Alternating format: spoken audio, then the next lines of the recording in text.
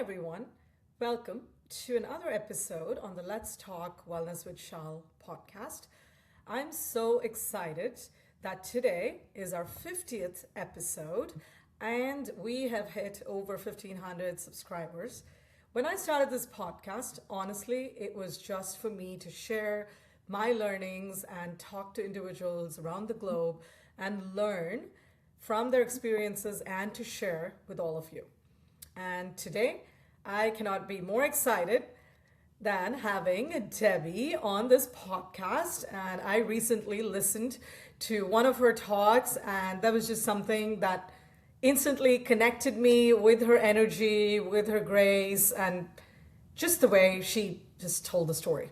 So today, I am so excited to have her here and also a topic very near to me, and especially as we hit our 50th episode today. It is about spiritual healing and self-discovery and what getting lit really means. And I'll have Debbie explain what lit actually means. And a little bit about Debbie. Debbie Dixon is a speaker, intuitive life coach, healer, and a spiritual guide. She is the founder of Love is the Truth, LITT, and author of The Path to Freedom and What If You Could Have It All. Through her work, Debbie helps people reconnect with self-love, awaken the power of I am, and step into the highest version of themselves. Her teachings focus on healing, expansion, inner truth, and remembering who we truly are beneath the noise of everyday life. So welcome, Debbie. Hi. I'm so excited to have you, and I see you also have a special guest with you. So He welcome. apparently wants to steal the show. That's awesome. All right. I'm just jazzed here to just talk a bit about, everything healing and spirituality and I guess where the conversation goes, truly. So with that, I would love for you to just kick it off by, your message centers around love is the truth. So what does that phrase actually mean to you and how can people apply it in everyday life? Ooh, I love that question because obviously it is a special phrase to me. And my goal would be to have everybody applying it in their day-to-day life. So if I can even reach one person, it opens my heart. Love is the truth is it's something I kind of discovered or aligned with. Gosh, now probably about 20 years ago for at the beginning of this journey. And what it first came to me as was love is the truth, fear is a lie. When technology started to arise, and I saw so many people I was close to, including myself, being drawn into it. I mean, we were able to get messaging from all over the world. So somebody could come to you and go, you need to be careful because of blah, blah, blah, or be scared about this, or you could be dying right now and not know, all these messages. And I noticed myself responding with going deeper into it. And I saw all these people going down these rabbit holes of fear. And so one day I was in the midst of it and I noticed I was feeling really, really good. I started to watch something and it grabbed me in fear. And then it took me a little deeper and I stopped. And this is something that takes actually quite a bit of self-control because for us to resist fear is almost impossible. I stopped myself from going deeper and I told myself, Debbie, fear is a lie and love is the truth. So if it isn't love, then it's a lie. So don't listen to it.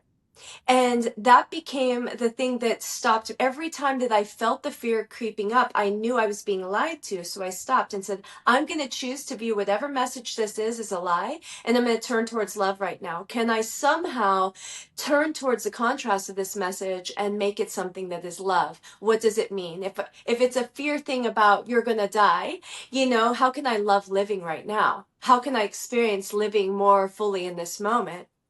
And that was the birth about 20 years ago. Then about 12 years ago, ish now, we had a major thing happen in a president that had been elected. And in some of these communities, especially in the yoga community, people were really fear fear-based, right? Scared, like what is going to happen.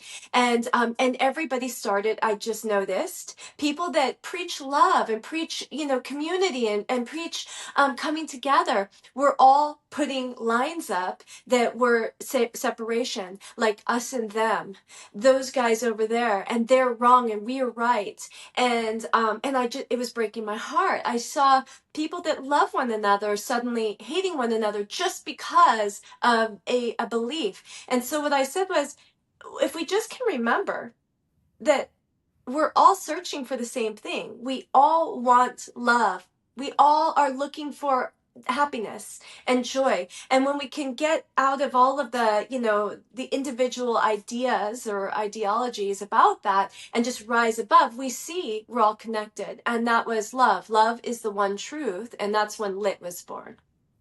Super long Wow. answer.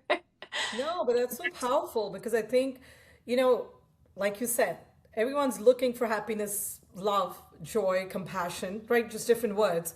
But I guess regardless of, all of your other materialistic pursuits in life, I think eventually we're all craving the same thing as humans, regardless of where we come from, right? So Right. I love that's a great Well, explanation. we're all going home to the same place. We all have the same destination. You and I just may have different ideas about how to get there, but that doesn't mean that we're not all going to get there, and we may do it a different way. We may have a completely different path, but we're all going to get there eventually. And so when we can just remember that that's the goal and just support each other on that journey, whatever that looks like, yeah, that I think is the goal of LITT. Yep, awesome. So you often talk about people feeling lost in today's world. Why do you think so many people are disconnected from themselves today? Oh man. Well, again, this beautiful thing that we have in technology is, I remember Yogi Bhajan, many, many, many years ago, sort of warning us about this time where technology would rise to a certain level and information would be at our fingertips. And he wasn't saying, oh, we should fear it. He was just saying it's going to happen. And so, how do we prepare? And one of the things that he had suggested for preparation was we need to strengthen our nervous system and we need to understand deeply who we are. Because if I have a strong understanding of who I am, as all the information is coming at me, remember the things that are saying, oh, I should do this, or this should do, or this, instead of just constantly being bounced around and banged around, we know our one truth and we can filter things differently. And so that's really what we're, what again, I think that our goal is to try and know who it is that we are, understand our belief systems, and again, without judgment that somebody else's that may be different is wrong, but that we all have different ways that we're creating the world that we're in through our belief systems, and these are filters. And um, we don't know who we are. And the reason that that happened is because, again, back in the day, we were in this place where we lived with our maybe close knit communities. We didn't have as much information coming at us from, so it was sort of, you were told who you were. Mom said this about you, dad said this about you, your teachers said, and you had a guideline for life. And it was like, check these boxes, society will accept you, and you'll be okay. And then usually people would get to midlife and they would go, well, where's the next steps? And they would get a little lost because that's where the guidelines dropped off. Well, now we can, at the tap of a button, go, I want to understand panda bears more. And we could find a whole community that studies panda bears and go down. And so there's, the spectrum has become so big, we don't know who to rely on to figure out who am I, what matters to me. And we as a society, our structures, our initial structures, don't teach children how to look to themselves for that guidance. So we emerge. This is funny. I'm going to go off on a tangent, but it's not funny. It's the LITT, my company, actually has a formula. It's called Heal, Expand, Love, Remember, Become. And really, this formula is the way I believe that each of us is coming back home to self. And it's necessary. I believe children up until about, again, the age of 7 or so, they're sort of allowed to be themselves. You see them, talking about fairies and imagined lands, and they go around and they really just express themselves, right?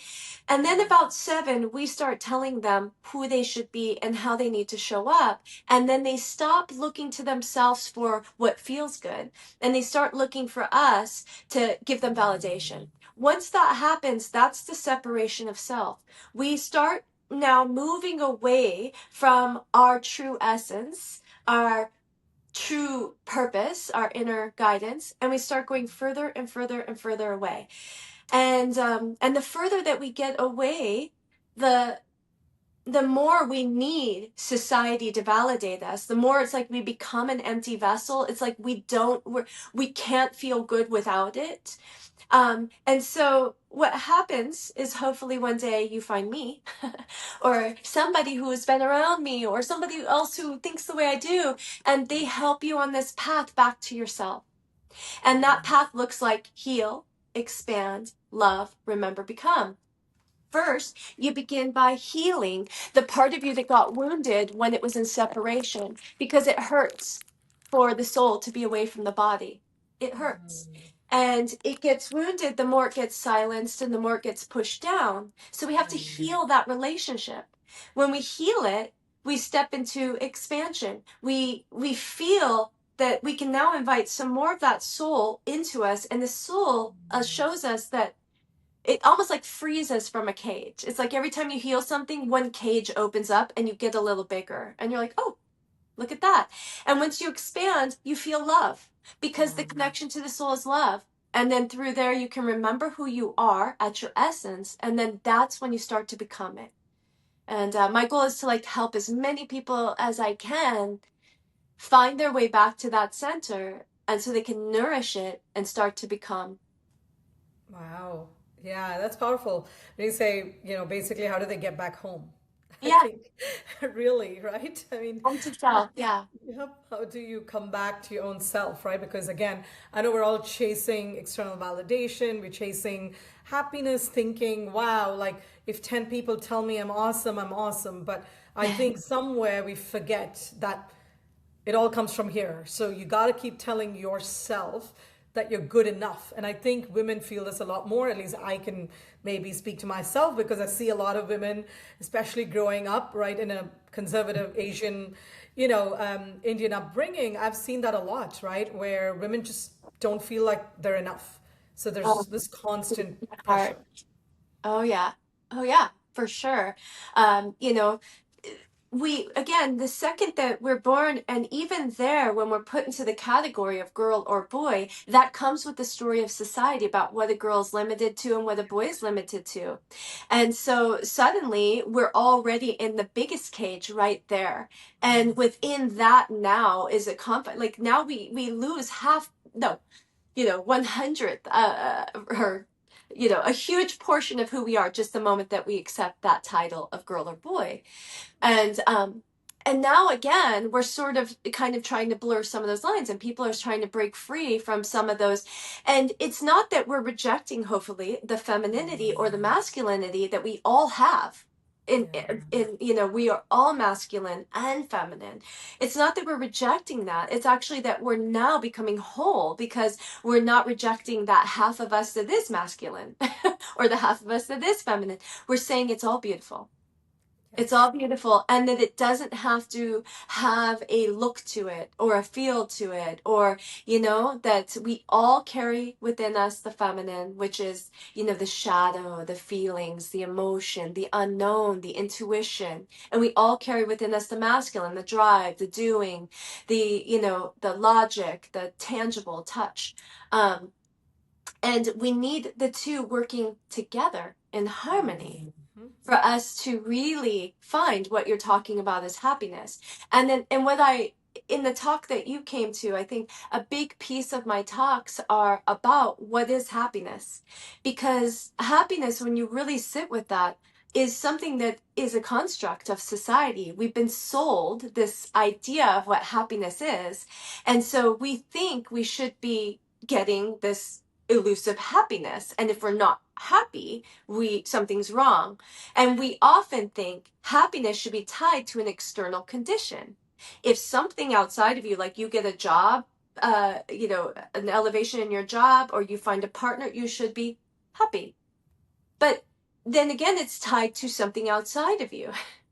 No, happiness is something that comes from within, and it's a state, and it feels a lot more like peace. It's like balance in the system of the masculine and feminine. And when we're there, it's like from within us, there's this powerful emanation of radiance that feels complete, you know? Wow. Yeah, I think there are a couple of things as you were talking, I think just came to my mind. One, I know in the yoga philosophy, I know, for a lot of people, they're like, oh my God, what's this whole masculine, feminine thing? And like the energies, right? Because Yeah, that's the kind of world, I guess, we're talking about here, right? So in Sanskrit, again, we say Shiva and Shakti. Shakti. There's the masculine and the feminine Yeah, energy. And to your point, I mean, you need that balance and you need both, yeah, right? For just kind of sustenance. And then I think the other thing you talked about, right, with happiness, where you said getting a new job or, I don't know, getting promoted or getting married or having a child. So, but the one thing, right, I keep coming back to this myself in my own journey, though, is that's fleeting because yeah. that's going to change again. If I keep holding on to a new job, well, right now we Yes. all sadly know where the market is right now. So Yeah. it's not like if you're tied to a job, I'm sorry, I don't know what tomorrow is, right? Oh, yeah. So it's so hard because then how do you figure out what is that happiness? Because it's if you're tying it to these external things, they're going to change. Well, and what's sad about that, again, when we go back to the who am I situation that is so important, if your identity becomes your job, which most people it does, Yes. it consumes them. So when they introduce themselves, they say I am, and they actually follow it first with their career, and so their identity becomes that. So now let that job go away and they've lost 90% of their identity. They don't know who they are without it. And again, because they haven't gotten to know the base, who they really are at the essence, and the job is just a way for that you to play in this world. It should be, or to show up more, reveal yourself. Yeah. The other thing is all those things that you just said. So you get the new job, you have the baby, you get married, you should be happy. So what happens when you have the baby and you're not happy? Yeah. And so then people think something's wrong with me, because these are the things I'm told should make me feel happy. And again, these are so many things nowadays that people are able to. Before, back in the day, that we didn't have this, and so somebody would just sit thinking there's something wrong with themselves and not be able to share it with anybody. Now they can go out there and they can say, I'm not happy and I just had a baby, and they can find a whole community. They can go, Yes. it's okay. And so this is where, again, technology and these things can be so incredibly beautiful, but we're just sort of now at the beginning of it. So it's either it could be extremely overwhelming with too much information, or we learn how to use it in these ways to find that group that's also going through what you're going through, that can help you and assist you, you know? Yeah. Oh, absolutely. I mean, I can say that because being a mom, like, X number of years ago was very different. Versus now, being a mom, they have, at least there are community groups, Yeah. there's help, there's support, all of it, right? So, oh, absolutely. I think there's a huge world of difference. But again, to your point, there's a balance because too much information is also out there. So, Yeah. how do you learn to, filter out the noise, really, right? Yes. So, Yeah, awesome. absolutely. All right. So, I know you touched on this a bit, but, your healing framework, so heal, expand, love, remember, and become, how does that transform people emotionally and spiritually? Yeah, that is the process. When we recognize that the reason that we feel the way that we feel is because there's been a separation from our true self. And when we start to see the world as simply a mirror. So a big piece of where I begin with people is first, our first step is, who are you right now? I'd love for them to tell me, if you're describing, if I showed you, if you met you on the street, what would you think about? her or him? How would you describe them? What would you consider? And then I introduce them to themselves in the mirror. Now, what do you think about this person that you're meeting right here? And then I ask them, who do you think you are right now, right? And this is the most important question that we can ask ourselves. And that has nothing to do with who you are at your soul's essence. That has everything to do with the roles that you're playing and the way that you're showing up in the world. And what happens is the world becomes a mirror. So now when they come to me, and again, I'm an intuitive life coach, so many people come to me for healing or for, guidance. And when they come to me, I just, again, assist them in showing them what their experience is mirroring back. They'll say, oh, I am having this trouble at work because of blah blah blah, and I just bring them back to themselves, and I say, everything that is happening outside of you, every person that is attacking you, is representing a part of you that needs more love. Yeah. And so we start with, if it's available, oftentimes I have to work them into this state. Sometimes just being around me and doing some deep breathing, we get them to soften the edges. But once I soften the edges and bring them into that energy of love, then we look at the problem, the situation, the person through that lens, and it sort of dissolves, the edginess. And then there we can start to heal it. We can start to see that mirror, again, what it's revealing. Maybe it's the part of you that feels insecure. Maybe it's the part of you that, without a problem to solve, doesn't feel like you have a purpose. I have a client of mine that's she owns a company, and she's going, I hate going to work because everybody has will come to me with all these problems. I'm like, what? I just don't want to hear. I just want to walk in and be okay. And I'm like, yeah, do you really? Because if you walked in and you were okay, would you feel needed? So there's that part of her that doesn't feel worthy unless she's solving a problem, right? Like, yes, so she needs that. So we start there and we look at all the pieces that are showing up in your world, and we invite them in with love, and we look at them through that lens. We heal all the past relationships, a lot to do, family, friends, they're the biggest mirrors. And they really reveal the parts of you that are wounded. We look at triggers. Somebody today did this and it caused a trigger. Oh, that's in you. We've got to love it. And bit by bit, we heal. Through the healing, we become more whole. Through that, we expand. And then through that, we remember and we can become. Wow. Okay, I know I can talk about this forever, but but I know I have quite a few questions, so I'm gonna keep going. But so I know you talked about, so the awakening to the power of I am. What does Mm. that mean, and how can someone begin reclaiming their personal power? Yeah, I mean, it starts with that, with first of all, who you see yourself as right now. Sometimes I think of it like if, we all watch Netflix or, whatever, Amazon, everybody now today, or if you don't, you're maybe following people on Instagram, and you create these stories about them. I want you to imagine that there's people following you, or you're the Netflix special. And so what kind of character are you? How do you show up in the world? Who are the supporting characters? Who else is in your life, and how do they support you? How do they continue to root you deeper into who you are? So essentially, I take you out of your world for a moment and pretend it's just a play that you're the actor in, and you're choosing your role, which you are.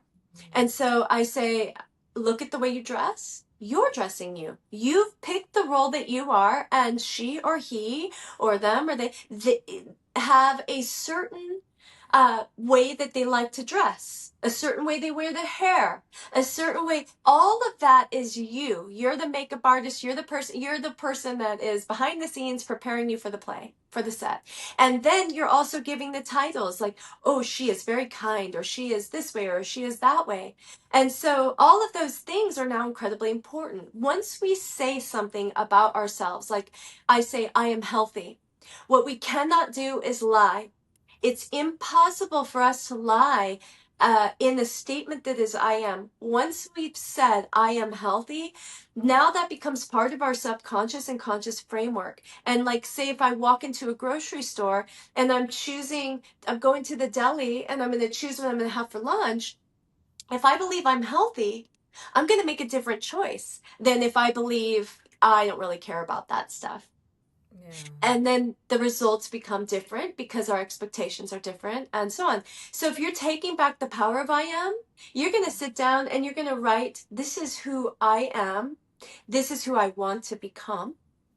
This is who I'm becoming. And then what are the steps you could do right now to become that? And oftentimes I have people look at people in the world right now that they're influenced by, maybe that they look up to or they admire, and then pull the qualities that they admire from them. Start to build the ideal persona, and then ask yourself, how do I step into that role? How do I become that person?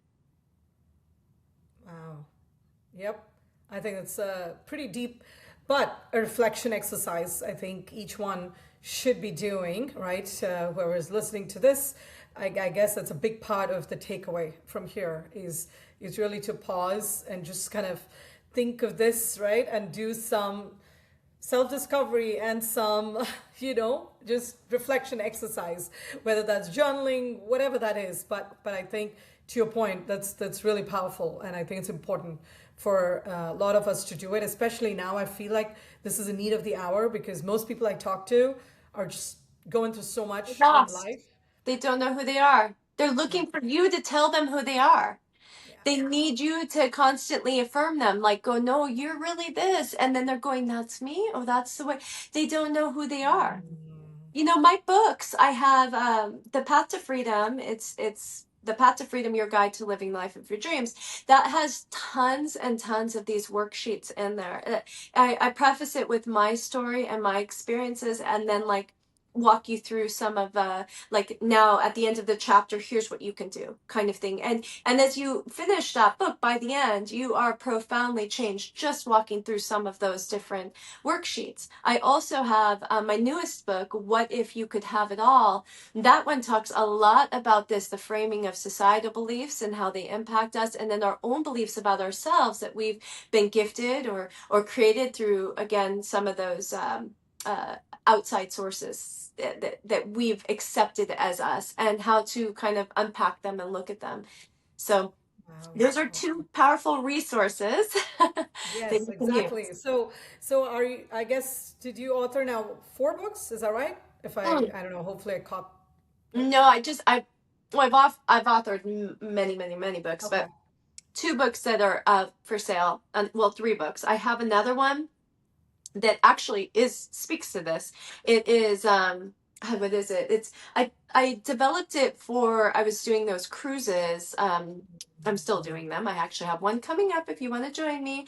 That is, I think we go from Boston to Puerto Rico, and it's with Windstar Cruises. But those cruises, I basically curate and facilitate wellness cruises. So the whole cruise is yoga and meditation and breath work. And I created these books that I was giving to the people that were participating in the programs. And so they're called Mind, Body, Spirit Collection, but they are very much a workbook to take you through the process of unpacking who am I, from who you are right now to where you want to be. And it's just a step by step.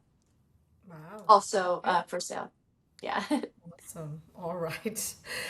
Okay, so I guess, I know there's quite a lot of questions here, but maybe I'll kind of get to this before we get to, I have a bonus rapid fire where I want to ask a bunch of questions. And before that, though, I want to just, maybe 2 questions. So, how does spirituality and wellness connect in your view, especially for people dealing with stress, burnout, anxiety, and emotional pain?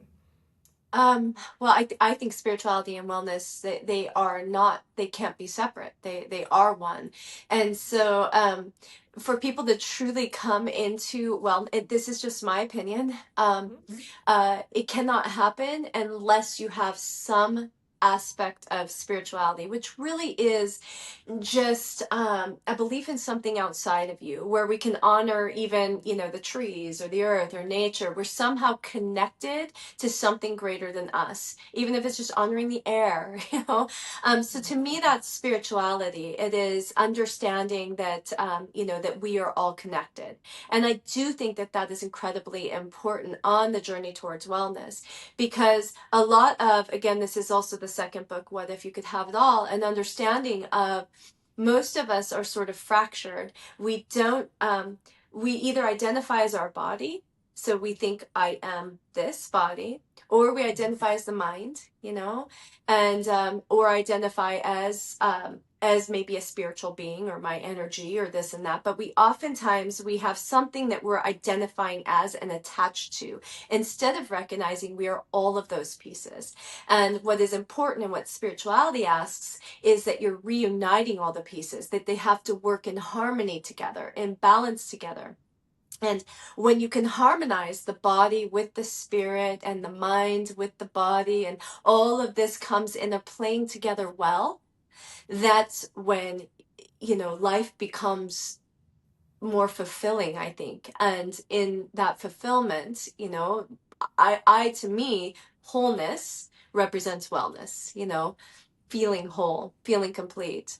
Yeah, that question you just asked me, because I am such a spiritual person, I'm trying to right now paraphrase from some going off for an hour and a half.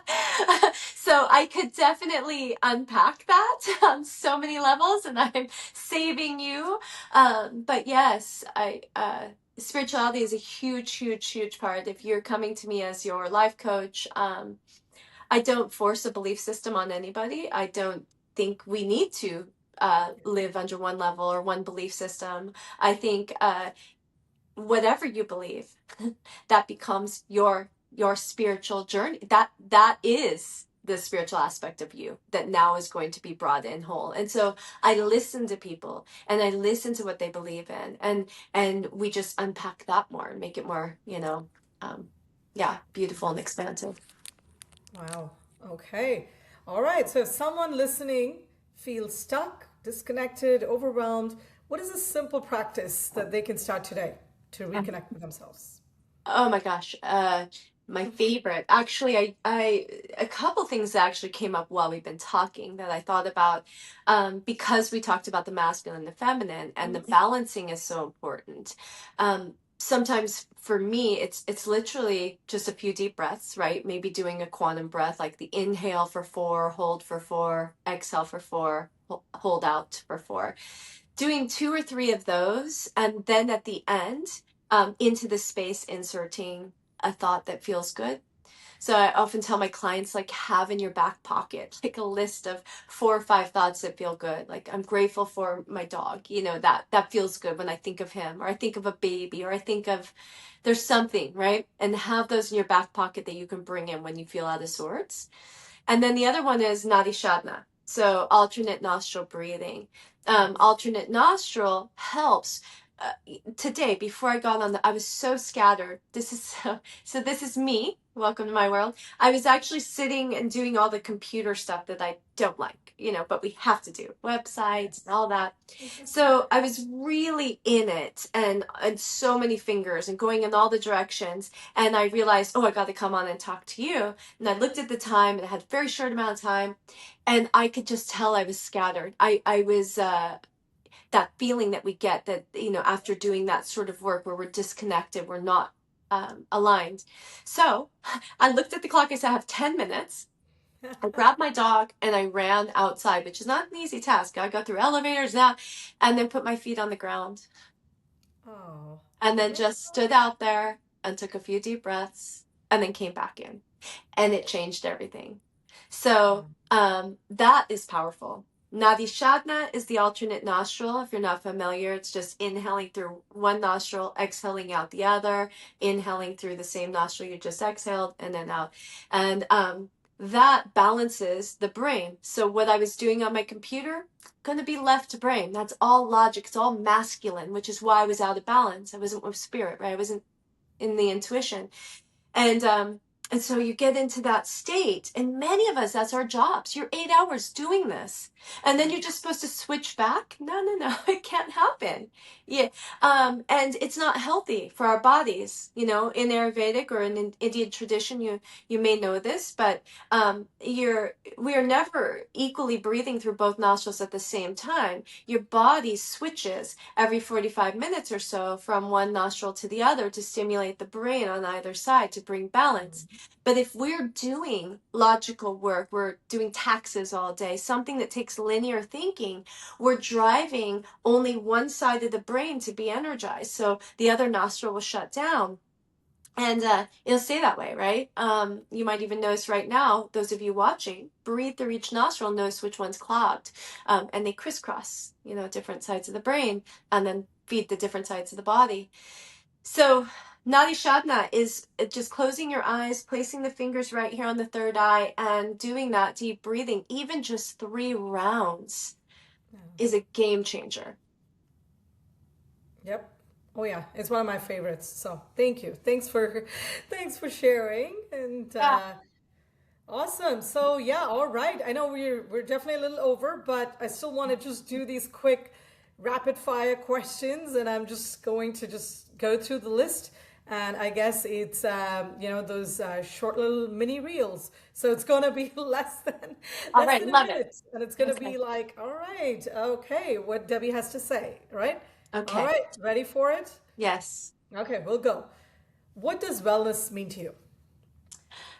Wellness is coming back whole, integration of the entire self. So mind, body, spirit, connected, integrated, and in balance and harmony. Morning ritual that you never skip. See? Okay, what was that? A morning ritual that you never skip. Oh, a morning ritual that I never skip, my coffee. No kidding. Matcha. I do honestly, I never skip my matcha. But also, what we just talked about a moment ago, going outside and putting my feet in the ground, even if it's snowing. People often think I'm crazy, but they'll think, "Are you okay?" I've had so many people offer me, "Are you okay?" I'm like, "No, I'm putting my feet in the ground." So yes, always. I also will try with my feet in the ground if I can get both, where I will look up at whatever's the lightest. I'll try and find blue in the sky or some sun and just close my eyes and just drink it in as if I'm opening my third eye, just sort of connecting, being present. Takes a minute. All right. One book that changed your life. Ooh, one book that changed my life and not the one that I wrote, or the ones that I wrote, I would say Spiritual Growth by Sanaya, oh my gosh, Sanaya Roman. Okay. All right. What does healing really look like? It's not easy. I mean, I say destruction is necessary for creation. So, there's the Holy Trinity, Shiva and Brahma and Vishnu. And when you can understand that when you're praying to Brahma or Creator, you are also praying to Shiva, Destroyer, because they both are necessary in the process of creation. And Vishnu just says, while you're here, where you are, enjoy. Yep. What is your message to women seeking inner peace? To women seeking inner peace. Oh my gosh, I'm trying not to say what I want to say. So, women seeking inner peace would be know that you're beautiful. You're perfect exactly as you are. Like, know that from a deep, deep sense in your soul that you are not trying to be a certain way for anybody else. Like, pause, look at your body, and know it is so, so beautiful. It is. Get naked, look at your body. It is perfection. It's just so ridiculous the way that whose standards are we deciding is beauty? You're beautiful. End of discussion. Awesome. Love it. How can people trust their intuition more? Oh, start to there is no it's sad because they're going in so many different directions. I mean, there's obviously, like, you can actually just test it. You could start to grow, placing some cards upside down and trying to guess which one is, trusting, right guidance. But on the same level, I often tell people to silence the part of them that is the protector. So for now, you're safe. Notice you're safe, because when we're in fear, we're not in intuition. We can't hear that inner voice.